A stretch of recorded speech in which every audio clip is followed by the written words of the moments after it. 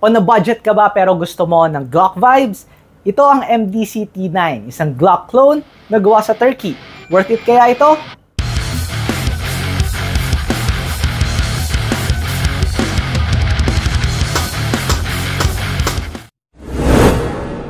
Hello mga kaibigan, ako po si Guns Pinoy at ngayong araw titingnan natin ang isang abot-kayang Glock clone na available sa ating bansa, ang MDC T9. Bago pala tayo magsimula ay gusto kong magpasalamat sa Shooter's Arms sa pagpapatest out sa atin ng unit na ito. Also, kung interested ka sa mga gun content sa ating bansa, ay ini-invite kita to subscribe sa ating YouTube channel.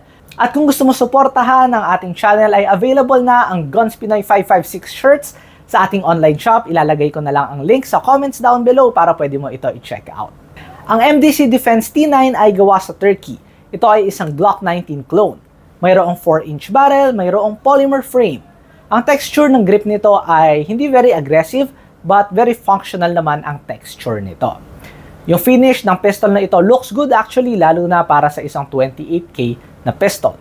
At tama ang narinig mo, according sa Shooter's Arms ay 28K lang daw nila in-offer ito ngayon.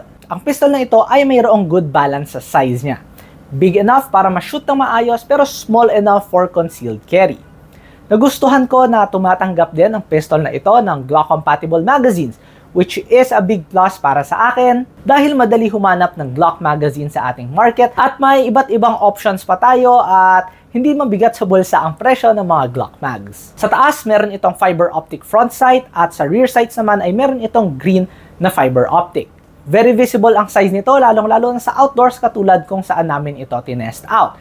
At kahit maulan pa. Trigger niya feels okay. Swax lang for a striker-fired pistol. Okay, no? So shooting yung MDC Defense T9. Nung una, wala naman talaga masyado expectation sa kanya given na budget gun siya.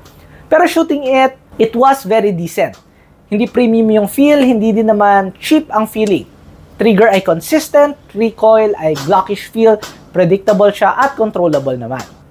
Shooting it, nakakuha naman tayo ng decent hits gamit ito.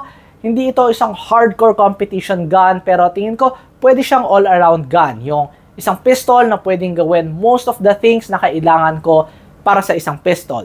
Pwedeng pang range or kung gusto mo isali sa mga fun shoots ay tingin ko okay lang din. At kung gusto mo i-carry ay magaan naman siya at good naman yung size. So pag-usapan naman natin ang pros and cons na nakita ko sa short-term testing na nagawa natin sa kanya.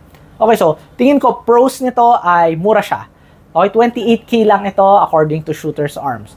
At sa market natin, ito ay nasa budget bracket.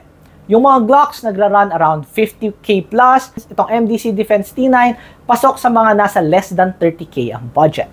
Pangalawa na pro na nakikita ko dito, like na mention ko, tumatanggap siya ng Glock magazines. Mura, madali humanap sa ating bansa. Pangatlo na nakita kong advantage ng pistol na ito ay meron itong good balance. Again, no, tingin ko yung size na ganito is a sweet spot para sa all-around pistol. Big enough to shoot na maayos, pero small enough para comfortably i-carry for long periods of time.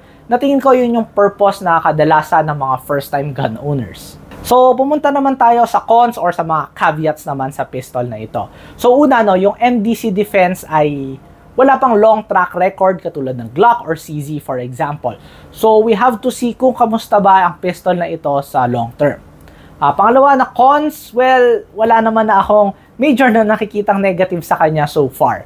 For the price point, mukhang solid itong MDC Defense T9 para sa akin. So far, so good sa short-term test na nagawa natin sa kanya. Hindi naman tayo nakaranas ng malfunction or whatsoever sa few rounds sa paggamit natin sa kanya. Pero syempre, kailangan pa natin ito matest out using different ammo, higher round counts, at iba pa. So, yun. Ano ang tingin nyo sa MDC Defense T9?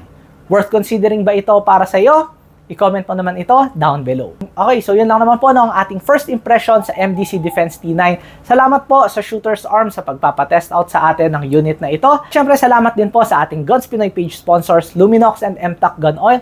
Salamat po sa inyo sa panonood. Kita-kita tayo sa susunod na video. Ako po, si Guns Pinoy.